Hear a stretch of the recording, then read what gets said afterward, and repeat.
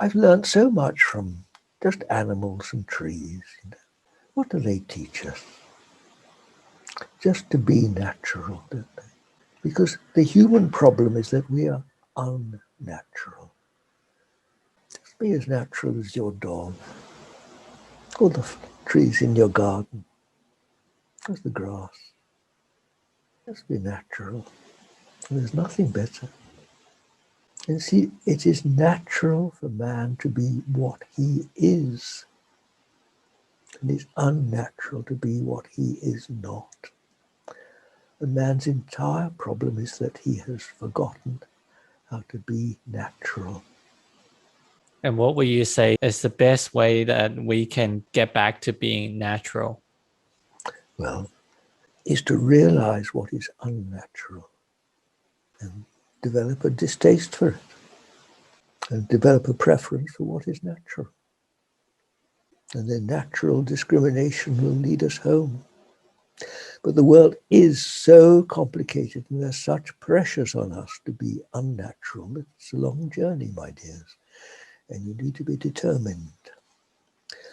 In fact, I remember being told that there's no more important requirement for those that have spiritual ambitions than determination. The difference between a saint and a not saint is determination. So look at me, an old man, 60 years of plodding along the hard path of meditation. I wish you luck on your journey, wherever you start from. But don't give up. Be determined, because you will meet all the forces of the world will rise up to prevent you. All the temptations, all the mockery, and even worse. Think how many of the saints, think how Jesus was crucified. Think of those saints that have been burnt at the stake for their faith. Follow in their path. You may not be burnt at the stake, but you'll certainly receive something unpleasant along the way. I certainly have. You see, there's something called the ego, me. Me is that which is separate, that which is unnatural. We've all got it. We've all got it, and we'll have it until our dying day. And this ego will protest all the way as it feels itself threatened and ignored. It doesn't like it. It fights for its own survival. And this, of course, is the cause of all human conflicts. Oh, me. What about me? I want this. My pride, my dignity, my self-worth. The world is absolutely saturated with ideas of self-worths, being oneself, self-rights, human rights, all this sort of ego, fighting for your own individuality. This is all ego, the separate self. So we've got to deal with it. And the way of meditation is not the way of conflict. It's the way of this, to let go. And it's not easy. People will let go what they don't want. Of course, that's easy. Any fool can do that.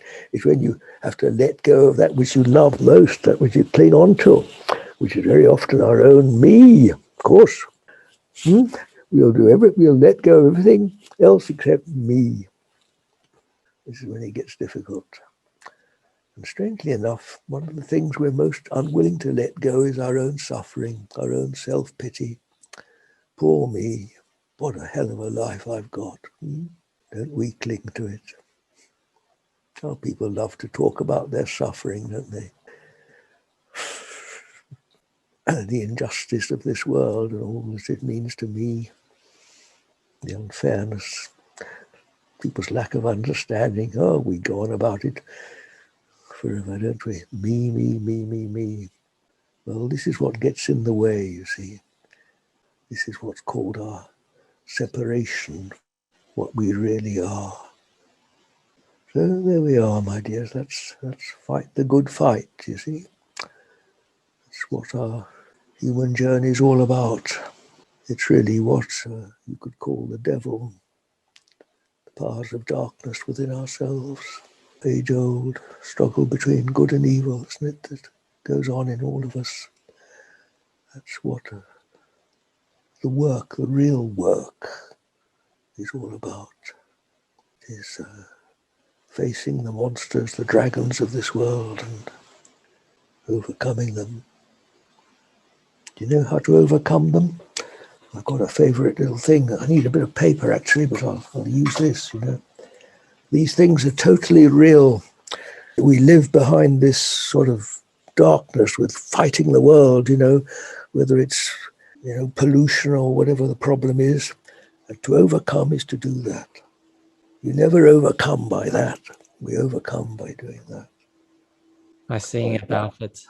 By rising in consciousness, you see, by getting in our little aeroplane and rising in consciousness beyond the clouds. Then you look down on the clouds, even if they're great big thunder clouds, and say, that's just a cloud. Mm. And this is what's meant by saving the soul. This is what's meant by liberation, you see. Ascending to higher consciousness. And as you ascend to higher consciousness, so the whole world is raised also.